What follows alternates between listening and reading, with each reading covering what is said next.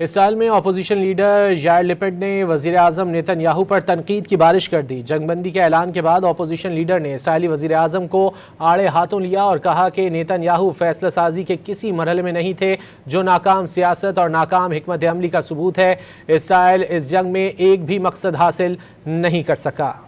اسرائیل میں opposition leader یائر lipid نے وزیر اعظم نیتن یاہو پر تنقید کی بارش کر دی۔ جنگ بندی کے اعلان کے بعد اپوزیشن لیڈر نے اسرائیلی وزیر اعظم کو آڑے ہاتھوں لیا اور کہا کہ نیتن یاہو فیصلہ سازی کے کسی مرحلے میں نہیں تھے، جو ناکام سیاست اور ناکام حکمت عملی کا ثبوت ہے۔